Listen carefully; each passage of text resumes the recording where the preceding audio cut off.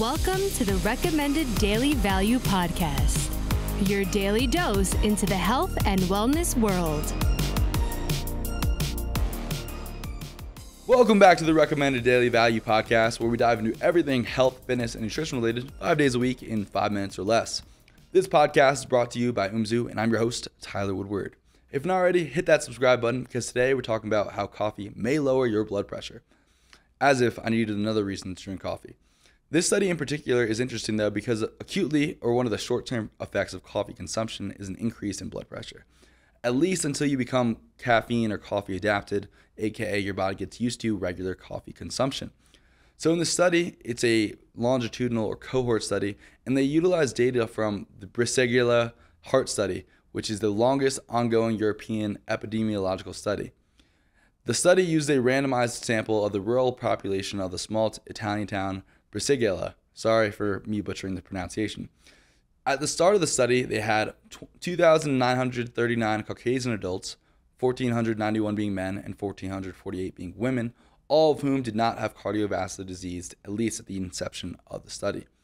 Then every 4 years, the participants were clinically evaluated, and I quote, a detailed personal history and physical examination assessing lifestyle and dietary habits, smoking status, and ongoing pharmacological treatments, anthropometric measurements, which are things like height, weight, waist and neck circumference, body fat percentage, etc., resting blood pressure, heart rate, and a 12-lead electrocardiogram, plus familial history of cardiovascular disease. For this particular study, they also collected food intake via a questionnaire 12 months prior to the study, which included a question on their coffee intake. On to the results.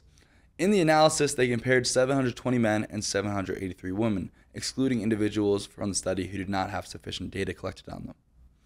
Hypertension, aka high blood pressure, was diagnosed at a systolic blood pressure of 140 milligrams mercury. They then compared the coffee consumption across the cohort relative to their blood pressure. Within the group, 14.6% of individuals did not regularly consume coffee, 27% drank a cup a day, 48.3% drank 2 cups daily, 6.6% drank 3 cups daily, and 3.5% drank more than 3 cups. They also accounted for active smokers across the subgroups, which were pretty much evenly distributed across all 5 groups. In the study, they found that the more coffee you consumed daily, on average, the lower your blood pressure was, along with a few other metrics of hemodynamic parameters, basically other metrics that are closely related to blood pressure. Meaning, if you consume greater than 3 cups of coffee daily, your blood pressure was on average lower than those who consume 3 cups daily, which was lower than if you consume 2 cups daily, and so on. So what can we take away from this study? Mostly that consistent coffee consumption has a positive effect on maintaining normal blood pressure. And if we extrapolate all the other data on coffee consumption, we can assume that it has a net benefit on overall cardiovascular health. What I thought was really interesting, though, was that they found that normal weight individuals and obese individuals are less protected than overweight ones. So according to this, you want to have a little bit of extra cushion for the pushing to reap the most benefits from coffee, but not too much. Not that I'm advocating for intentionally gaining weight, I just thought it was interesting. The authors also mentioned that caffeine itself is not what appears to be having this protective effect from coffee, as other data has found that there is no difference between caffeinated and non-caffeinated coffee on the cardiovascular and blood pressure effects. Rather, it must be some of the other polyphenols found in coffee, including things like chlorogenic acid, other alkaloids, diterpenes, among other beneficial compounds found in coffee like quercetin.